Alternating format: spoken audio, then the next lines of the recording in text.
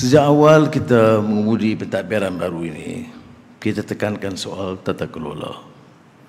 Banyak wacana perbahasan mengenai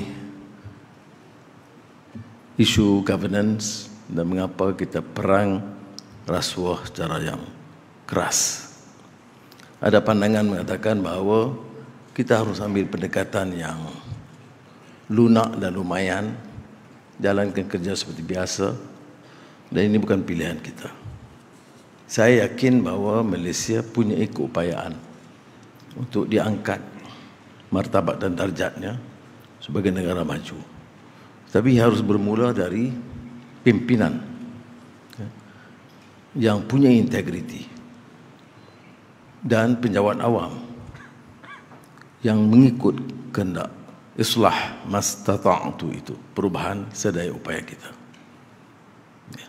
Tidak ada makna pimpinan baru nak pertahankan semua kaedah-kaedah yang lama yang baik kita manfaatkan, tetapi kebiasaan untuk menggondol kekayaan dan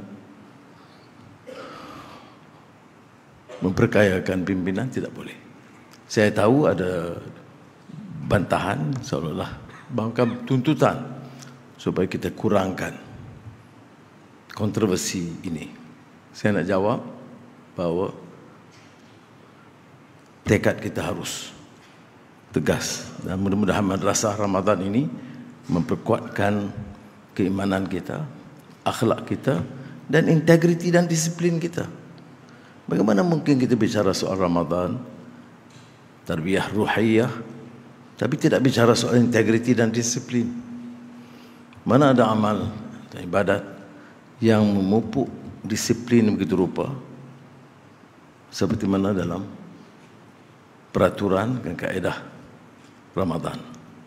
Jadi itu yang pertama saya jelaskan. Saya akui ada kejayaan, alhamdulillah. Kerana dari sudut perolehan kita pastikan ada proses standard. Kita pastikan pimpinan sentiasa diperingatkan, dan sehingga kini dengan mendapat maklumat daripada badan-badan penguatkuasaan termasuk SPRM, pimpinan dan pimpinan kanan penjawat awam masih terhindar dari masalah penyalahgunaan kuasa dan rasuah. Tetapi masih berlaku kecurangan-kecurangan yang bagi saya sangat mengesankan dan menyedihkan. Termasuk di berita baru ini dari Jabatan Kastam yang sebenarnya di bawah pengawasan saya di Kementerian Keuangan. Orang yang meremehkan isu rasuah lupa bahawa dalam satu jabatan, satu jabatan kecil dari pasukan keluarga Kastam keseluruhannya itu masih boleh menyebabkan kerugian hampir 2 bilion ringgit kepada negara. So bayangkan, kalau ini berlaku dengan ketirisan minyak diesel, dengan minyak makan yang diambil oleh kalangan tertentu. Kalau kita kumpul semua, kita boleh selamatkan puluhan bilion ringgit dalam keadaan kita warisi hutang 1.5 trilion ringgit dan defisit 56%. Kadang orang lupa mengapa tak bagi begitu, mengapa tak luluskan ini, mengapa projek. Dia lupa bahawa kita tidak ambil atau mengendali dan mengemudi kerajaan ini dalam satu vacuum. Tidak, kita warisi. Dan kita terpaksa laksanakan satu program dasar keuangan yang lebih bertanggungjawab. Saya singgung hal ini kerana saya mahu rakan-rakan dari penjawat awam harus faham kerangka lebih besar. Betul sudah ketua jabatan atau ketua pengarah atau KSU, tetapi sudah harus melihat kerangka besarnya. Kalau tidak, kita hanya lihat dari sudut jabatan kita yang terpisah, mengapa tidak dapat peruntukan itu dan ini tanpa melihat bahawa negara ini tidak akan selamat kalau tidak kita betulkan pengurusan kewangannya. Kalau defisit tidak boleh dikurangkan. Dan kalau belanjawan tidak lebih berhemah. Dan kalau tidak ada Fiscal Responsibility Act yang telah kita luluskan. Dan ini bukan satu kebenaran yang mudah. Fiscal Responsibility Act itu bermakna Menteri Keuangan mengambil keputusan, menyerahkan sebagaimana tugas dia supaya dipantau secara langsung oleh Parlimen. Dia tidak terlepas seperti biasa. Itu sebab saya lakukan kerana ini juga akan membantu menambah keyakinan kepada masyarakat pelabur dalam domestik dan juga luar negara. Dan alhamdulillah apa yang dikatakan langkah-langkah reformasi awal ini ada hasilnya. Bukan sahaja dari sudut pelaburan bertambah, tetapi pengiktirafan yang kita perolehi dari negara-negara luar.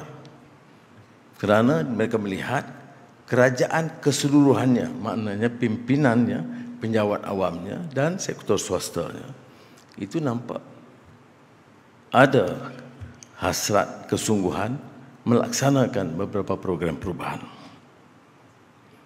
Tapi ini saya sebut ini tidak bermakna kita ketepikan keperluan memberi bantuan secara langsung bagi kalangan yang memerlukan.